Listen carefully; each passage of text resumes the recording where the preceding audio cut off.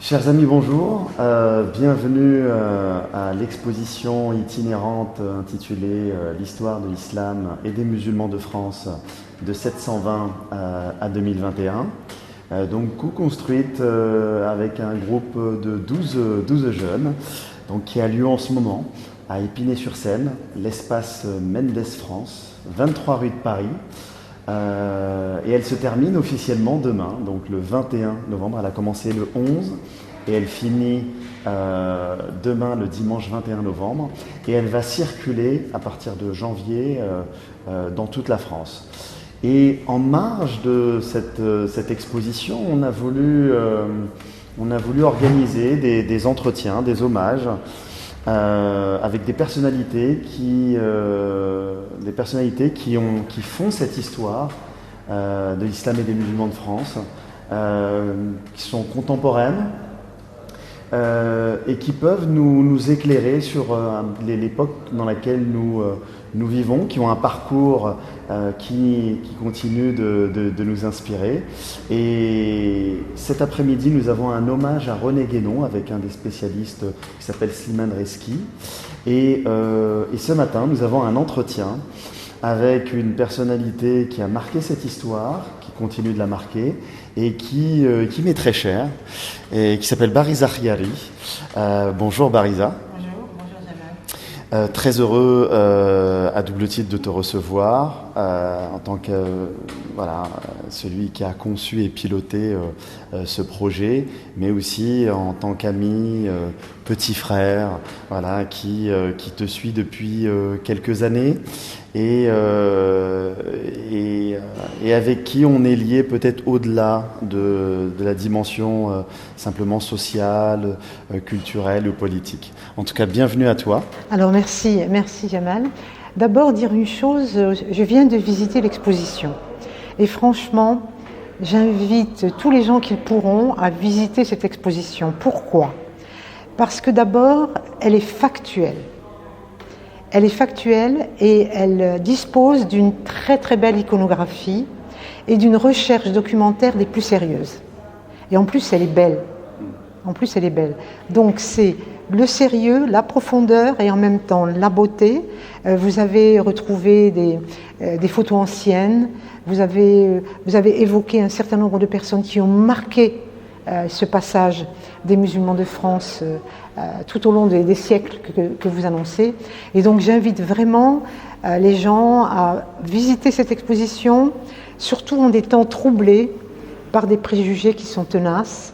Et on voit que les préjugés, à travers cette exposition, viennent de loin. Merci beaucoup, ma chère Bariza. Alors, pour te présenter en quelques mots, tu as été sénatrice pendant plus de 10 ans. Tu as été également vice-présidente du Sénat. Peut-être pour que nos téléspectateurs te connaissent un petit peu mieux, est-ce que brièvement on peut revenir un petit peu sur ton parcours en quelques minutes, Où est-ce que tu es né, quelles études tu as fait, quel métier tu as exercé, quel mandat politique tu as eu et qu'est-ce que tu fais en ce moment avec notamment la mission que le président de la République t'a confiée? Alors, peut-être dire que je suis née en Algérie, dans les Aurès. Et je suis née dans un douar où il y avait quelques maisons en terre. Et mon père est venu me chercher, j'avais l'âge de 3 mois. Il était déjà en France, il avait déjà émigré.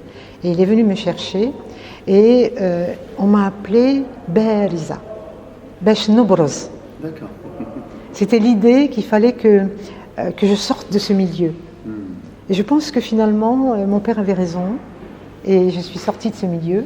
Donc j'avais 3 mois quand je suis arrivée en France. C'est dire que j'ai vécu toute ma vie ici, que j'en connais les codes, j'y ai fait mes études. Et comme je suis une fille et que dans les familles arabo-musulmanes, la fille elle est un peu plus tenue que les garçons, eh bien on était sérieuse à l'école et on réussissait. Donc j'ai réussi les études de manière brillante. Et j'ai fait une carrière dans la haute fonction publique. J'ai fait une carrière dans la haute fonction publique Et j'ai toujours été une femme d'engagement. Pourquoi? Parce que mes parents ont lutté contre la colonisation. Mon père et ma mère ont fait de la prison pour leurs idées politiques. À tel point que mon père a été arrêté ici, a été condamné pour ses idées politiques, pas de droit commun bien évidemment, et il a été exilé en Algérie pour faire sa peine. Et donc il a subi de la torture, enfin bref. Et quand il est rentré d'avoir fait sa peine, on est venu chercher ma mère qui a fait sa peine de prison. Ce qui fait que je suis née dans une famille où l'engagement était important et les fondements de mon parcours politique trouvent ses racines dans l'engagement de mes parents. Et ça, c'est extrêmement très important. Et après, quand il y a eu les indépendances, mon père qui avait fréquenté la gauche française, beaucoup les communistes aussi, il faut le dire, il faut leur rendre hommage, nous a réunis. C'était à la période où beaucoup de gens s'interrogeaient sur prendre la nationalité française, pas la nationalité française, et ceux qui la prenaient, c'était une trahison. Et donc il nous a réunis, il nous a dit, écoutez, je vais être clair avec vous, votre mère et moi avons fait ce que nous avons fait, c'est l'histoire de notre génération. Maintenant, je vous demande, la France est votre pays d'accueil. Et ce que nous avons fait, nous ne l'avons jamais fait contre les Français, mais contre un système colonial. Pourquoi? Parce qu'il y avait beaucoup de Français à nos côtés, qui luttaient avec nous. Et donc, je ne peux pas aujourd'hui dire que nous avons fait ça contre les Français, contre un système colonial. Et ce que je vous demande, c'est de ne pas regarder dans le rétroviseur. La vie vous appartient, c'est l'avenir qui vous appartient. Je vous demande de trouver vos combats. Trouvez les vôtres. Et ça, c'est une leçon exemplaire d'un père qui vous met à distance de toute la période coloniale et qui vous permet de vous construire un avenir. Ça, je voulais le dire parce que c'est pour moi quelque chose de très important. Et aujourd'hui, on voit des jeunes qui n'ont rien à voir avec la période coloniale et qui s'en revendiquent pour se victimiser, par exemple. Et donc, j'ai eu cette chance. Il faut dire que j'ai eu cette chance, n'ont pas eu cette chance tous les enfants venus d'ailleurs, où les parents pouvaient parler de cette manière. Et de certaines familles où il y avait un silence. Ou certaines familles où il y avait un silence, notamment les familles d'Arki, et c'était une période très très douloureuse. Et pour vous dire, les jeunes Harkis ou les jeunes immigrés ont vécu les mêmes choses, les mêmes discriminations. Les enfants ne sont pas responsables des choix qu'ont fait leurs parents. Moi, j'ai eu la chance d'avoir des parents qui ont fait ces choix. Et si je ne l'avais pas eu, il aurait bien fallu que je me construise aussi. Donc, c'est les mêmes combats, en fait. Et puis, je me suis installée dans la vie, fait des études, je me suis mariée, j'ai eu des enfants, et j'ai eu 3 fils. Et à chaque fois, j'étais engagée quelque part. Tu t'es engagée en tant que parent d'élève? Alors, je me suis engagée d'abord pour lutter contre le racisme, l'antisémitisme au BRAP. La période de Mouloud Aouni est une très belle période à l'époque. Et d'ailleurs, un hommage à lui rendre parce que c'est quelqu'un qui a été une vraie conscience. On lui rend hommage en exposition. Oui, c'est une vraie conscience politique, Et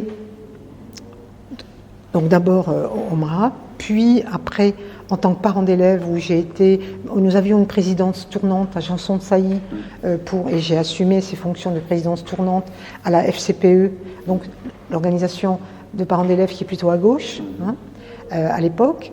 Et puis je me suis engagée parce que j'étais compagnonne de route du Parti socialiste, parce que c'était pour moi normal d'aller dans cette direction compte tenu des choix de la famille.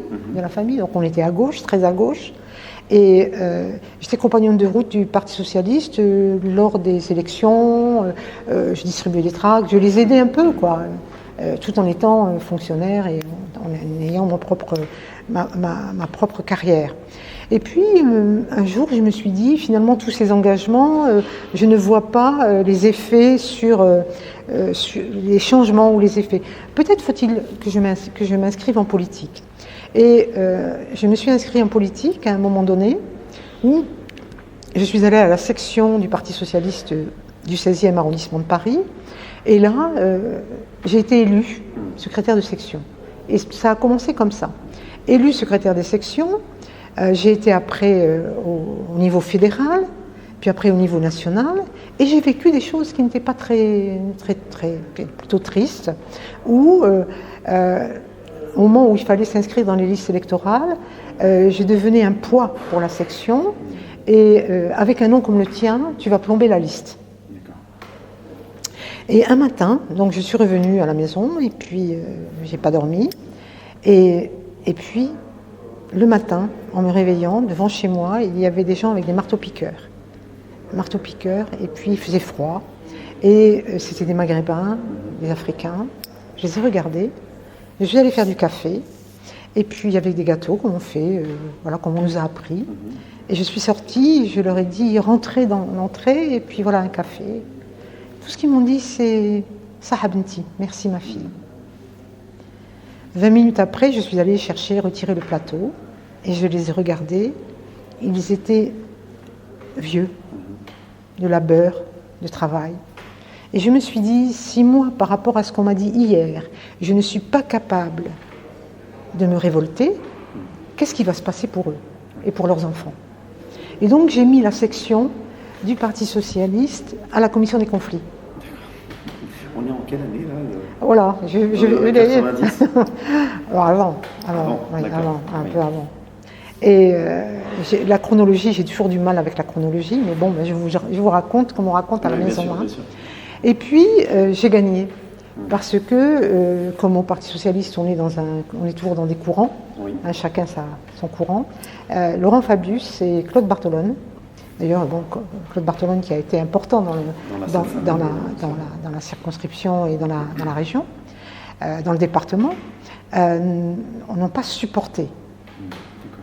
Et donc là, ils ont appelé tout le monde en disant « si vous ne votez pas pour elle, pour nous c'est terminé ».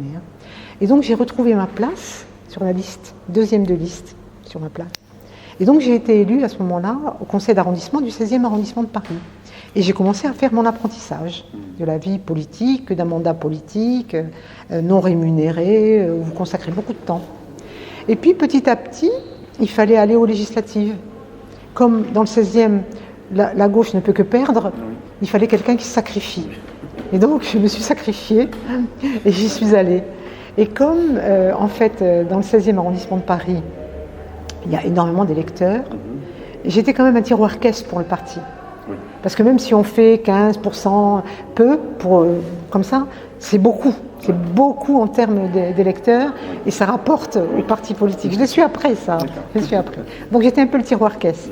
Parce que ce que je représentais, c'était plus qu'une ville comme Nantes, plus qu'une ville comme Grenoble, en termes d'électeurs. Paris, voilà, les arrondissements en Paris les plus peuplés, voilà. Et donc petit à petit, donc j'avais... et quand Jospin a été battu par Le Pen, là ça a été un choc. 2002. Voilà, ça a été un choc énorme. Et là, je me suis dit, c'est pas possible. Donc j'ai écrit avec des amis une tribune pour lutter contre les discriminations au sein du PS, parce qu'il manquait 2 voix à Lionel Jospin par bureau de vote. 2 voix. Si on fait la moyenne. Si on fait le calcul, ces 2 voix lui ont manqué, parce qu'ils ne nous ont pas accordé d'importance, pas accordé d'intérêt. Et à partir de là, je me suis dit, c'est fini, nous avons fait confiance aux éléphants. Eh bien non, c'est la cavalerie, ça va être nous devant. Et avec des amis, on s'est organisé pour écrire une contribution qui s'appelle « Lutter contre les discriminations au sein du Parti socialiste ». On m'a demandé d'enlever « au sein du Parti socialiste », j'ai dit non. C'est comme ça. Et cette contribution a été signée par énormément de responsables du parti, qui se sont rendus compte de leur échec. Et comme ils n'étaient d'accord sur rien au congrès de Dijon, là vous pourrez retrouver la date, ils ont été d'accord sur la lutte contre les discriminations. Et donc il y a eu un engagement du parti pour qu'à chaque élection, qu'on se préoccupe un peu des quartiers, parce qu'on était dans un système où on confiait l'écologie aux Verts, on confiait les quartiers aux communistes, on confiait... Voilà. Et c'était un partage, et le Parti socialiste ne s'est pas rendu compte de ça. Et donc voilà, ça a été le démarrage pour moi. Et donc Laurent Fabius m'a donné quelques minutes pour m'exprimer au congrès. J'avais rien préparé. Il m'a dit, ben, tu y vas. Oui. Et j'y suis allée avec les tripes. Et qu'est-ce qui s'est passé? Des milliers de personnes debout m'ont applaudi. Oui. Et donc là, j'ai gagné mon ticket d'entrée au bureau national du mouvement, du parti, et j'ai gagné le fait d'être secrétaire national du Parti socialiste. Et en fait, quand on se retrouvait en tant que secrétaire national, j'étais la seule qui n'avait pas de mandat national. Et on s'est dit, ben, on va s'en occuper. On m'a proposé d'aller aux élections européennes, ça ne m'intéressait pas vraiment. Comment, en position éligible, ça ne m'intéresse pas. Et après, on m'a proposé le Sénat. Et donc là, on m'a dit, bah, écoute, tu vas faire campagne. Tu vas faire ta campagne parmi les grands électeurs. Donc ce que j'ai fait. Et j'ai été placée deuxième de liste. C'est dur de se bagarrer avec les siens. Hein. C'est très, très dur. Hein. Et voilà, et j'y suis allée. Donc j'étais deuxième de liste. Je suis arrivée au Sénat. Et le président du Sénat, à l'époque, m'a confié la place numéro 1, qui était la place de la diversité. Pourquoi? Parce que c'était la place de Victor Schœlcher, celui qui avait aboli l'esclavage, et la place de Gaston Monnerville, qui a été président du Sénat et qui était un homme black. Et donc, de manière naturelle, il m'a confié cette place, la place numéro 1 au Sénat. Voilà. Ça n'a pas été très, très bien accepté. Et puis, finalement, quand je suis arrivée, je pense qu'on me regardait d'un œil bizarre en se disant est-ce qu'elle sait au moins sujet, verbe, complément? C'est ce que j'ai ressenti. À la première, deuxième intervention, ils ont compris, parfaitement compris. Et là, moi aussi j'ai compris une chose, c'est que au bout de quelques années, c'est que vous obtenez le respect des gens, le respect de vos pairs, si vous mettez des compétences sur la table. Parce que les compétences effacent l'appartenance. On oublie que vous êtes une femme, on oublie que vous avez un nom qui vient d'ailleurs, on oublie la couleur de peau, parce que vous avez mis sur la table des compétences. Oui, tu penses que l'image un petit peu beurre, beurrette, beurre-joie, qui viendra un peu plus tard, mais cette image-là, au départ, on te faisait peut-être un procès en compétence ou en incompétence. Il fallait faire ses preuves. Il fallait bien sûr faire ses preuves, c'est toujours valable jusqu'à aujourd'hui, mais c'est pour tout le monde. Il faut qu'on comprenne que faire nos preuves dans les métiers qu'on exerce, c'est pas uniquement en direction de l'immigration, c'est pour tout le monde. Il y a une compétition dans la vie, une compétition dans les entreprises, une compétition en politique, et il faut faire ses preuves. Quand vous préparez un concours, il faut faire vos preuves. Et donc, j'ai fait mes preuves. J'ai fait mes preuves et j'ai été, si vous voulez, reconnue par mes pairs, à tel point que j'ai eu un score pour la vice-présidente du Sénat absolument incroyable. La droite, la gauche, tout le monde a voté. Et j'ai été par la suite élue à la Cour de justice de la République. Très bien. Voilà. C'est l'engagement qui est le tien, on voit que finalement, sur le plan familial, il y a un héritage, il y a aussi une conscience politique qui commence très jeune, il y a tes engagements. Tu prends le temps également de partir à la base, donc de passer de l'associatif au politique, tu montes, tu gravis les échelons.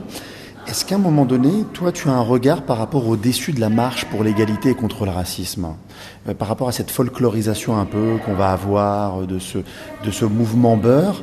Est-ce que ça t'aide justement à prendre conscience qu'il va falloir travailler davantage, ou alors cette conscience, tu l'avais déjà et finalement, les déçus de la marche ne font que conforter ce qui était déjà en ton fort intérieur? Alors, les engagements, je les avais déjà. La valeur travail dans la famille, je l'avais déjà. Mais cette marche, à qui je rends un hommage important, avec le Père de l'Homme, avec tous ceux qui ont contribué à cette marche, c'est que ça a contribué à faire comprendre que la citoyenneté, c'était important. Et qu'à partir de revendications citoyennes, on pouvait se faire entendre. Et donc pour moi, c'était quand même important, parce que ça venait en résonance de ce que j'étais, de ce que je faisais. Et donc la marche, je l'ai accueillie à Paris. Je n'ai pas fait la marche, mais quand ils sont arrivés à Paris, je l'ai accueillie à Paris. Et le résultat a été quand même que François Mitterrand a décidé de donner la carte de 10 ans Voilà. Pour eux, c'était une victoire, c'était pour leurs parents. Bien sûr.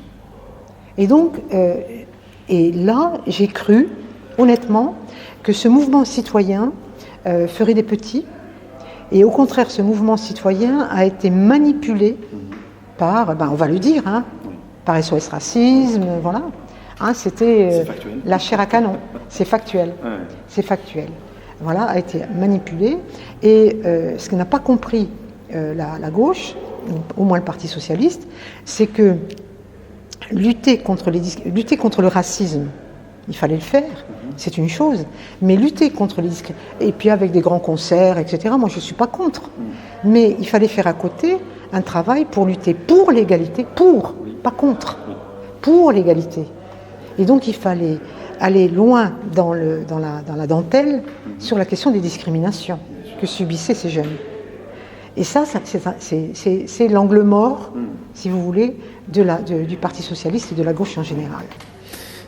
La lutte, il y a vraiment dans la lutte contre les discriminations, c'est un vrai fil conducteur de ton engagement pour la France. Et je crois que c'est peut-être ce qui explique également pourquoi, quand tu deviens sénatrice, avec quelques acteurs issus, qu'on appellera à cette époque-là, en tout cas issus de la diversité, vous fondez le club du 21e siècle. Tu peux nous toucher peut-être un mot ? On a fondé un club, on l'a élargi parce que on ne regardait que les jeunes dans les quartiers. Et on ne voyait pas qu'il y avait une classe moyenne qui commençait à réussir et à réussir brillamment. Il faut saluer tous ceux qui ont réussi en matière économique, dans l'entreprise, dans la médecine, à l'hôpital. Mais il y en avait des milliers. Et ils étaient sous les radars. Plafond de verre pour... Non, sous les radars, c'est-à-dire qu'on ne savait même pas qu'ils existaient. Et donc ce club a permis de montrer qu'il y avait une classe moyenne, voire moyenne supérieure, qui grâce aux études, était arrivée à s'intégrer et arrivée à compter dans la société française. Et donc ça, c'était extrêmement important. Et je vais dire, j'ai besoin de parler de ma rupture avec le Parti socialiste. Ma rupture avec le Parti socialiste est venue de la déchéance de nationalité. Je n'ai pas compris. En 2015. Je n'ai pas compris cette déchéance de nationalité. Je l'ai mal vécue. Et ce que j'ai surtout mal vécu, c'est que des camarades à l'Assemblée ont voté pour. Ça, j'ai des gens que je connaissais, que j'aimais beaucoup, qui étaient dans mes préoccupations de lutte, etc., ont voté ça à l'Assemblée. Alors j'ai dit, ça, c'est pas possible. Et donc, au Sénat, je suis montée à la tribune et j'ai parlé des valeurs. Et j'ai dit la chose suivante, c'est que si la droite nous avait proposé la déchéance de nationalité, vous là tous, on serait tous dans la rue en train de manifester. Comment la gauche peut proposer ça ? Il faut dire qu'après, François Hollande a dit qu'il avait regretté, mais le mal était fait, en tout cas en ce qui me concerne. Ça a été mon moment de rupture avec le Parti socialiste et le moment où j'ai fait la connaissance d'Emmanuel Macron sur ce thème, parce qu'il a dit dans une réunion que ça lui procurait un inconfort philosophique et à cette occasion, il a souhaité démissionner de son poste de ministre. Et donc ça valut, alors que tous mes amis, ministres ou bien simples députés, avaient voté pour. Et donc le fait qu'au niveau de l'exécutif, quelqu'un se prononce sur cette question, se prononce en des termes forts sur cette question, je me suis dit, ça vaut peut-être la peine de regarder ce qu'il veut. Et puis, j'ai démarré... Une des premières, d'ailleurs. Je suis un premier soldat de la première heure, avec François Patilla, bien avant Gérard Collomb. Oui, à t'être engagé, puis avoir tout de suite vu le potentiel politique du président. Alors, le potentiel politique du président de la République, c'est quelqu'un qui est l'actuel président du candidat que j'ai connu. C'était quelqu'un qui était pour l'émancipation des gens, pour mettre en avant la valeur travail. Et donc moi, ça me correspondait tout à fait. Courageux sur l'histoire aussi. Pardon ? Et courageux sur l'histoire. La preuve, c'est qu'il fait un travail autour de la mémoire. C'est extrêmement important, comme vous le faites, vous ici, autour de la mémoire, pour marquer les mémoires, en tout cas. Et c'est très important. Voilà. Après, il a eu des difficultés avec les Gilets jaunes, avec depuis la pandémie. Et donc, moi, je trouve que c'est quelqu'un d'extrêmement courageux. Et j'espère que avec ce qui se passe autour en ce moment, les Zemmour et compagnie et consorts, qu'il fera un second mandat, parce que notre projet n'était pas un projet pour 5 ans, mais un projet pour 10 ans. Voilà. Très bien.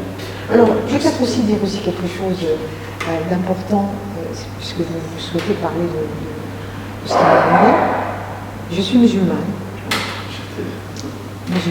et j'ai pu dire à la tribune que j'étais farouchement républicaine et sereinement musulmane. Et ce qui a été ma colonne vertébrale, c'est le fait que je suis de tradition soufie et que dans la tradition soufie, nous avons une éducation. Nous sommes éduqués au regard, au beau, à la beauté. Dieu est beau et aime la beauté. Nous sommes au beau, à la musique, aux arts, à la culture. Nous sommes impliqués dans tout ça. Et ça fait une colonne vertébrale qui nous permet de traverser la vie.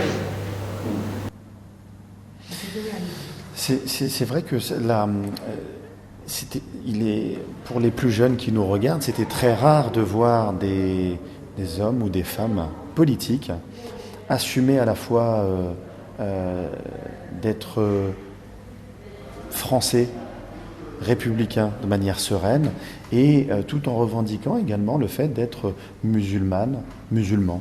Et c'est vrai que tu es peut-être l'une des premières politiques que j'ai vu vraiment l'assumer avec d'ailleurs beaucoup de sérénité. Et je te remercie parce que du coup je pense que d'autres du coup maintenant peuvent le faire. Je crois qu'il y a eu un tournant à ce moment-là. Et je sais que tu es aussi tu suis déjà depuis un certain nombre d'années les efforts pour institutionnaliser l'islam de France.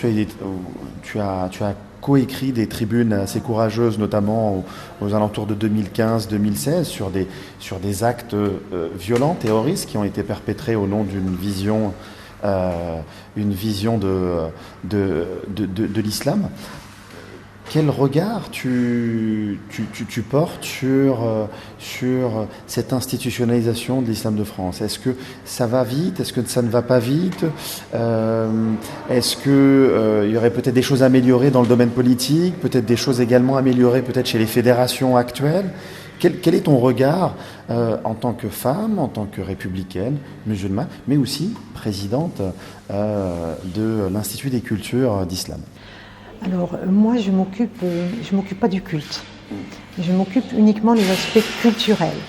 Et je souhaite montrer, et j'essaye de montrer, j'espère y avoir un peu réussi, la diversité des cultures d'islam, la beauté dans les cultures d'islam. C'est plus mon rôle. Je n'ai pas un rôle au niveau de la religion.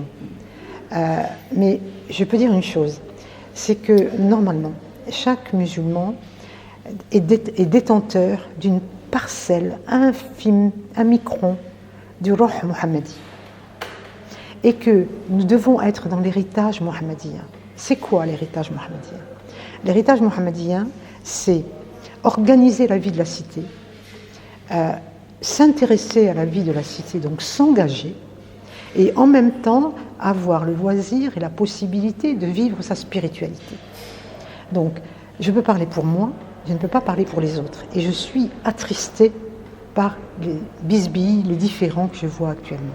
Voilà, c'est tout ce que je veux dire sur ce sujet parce que c'est triste.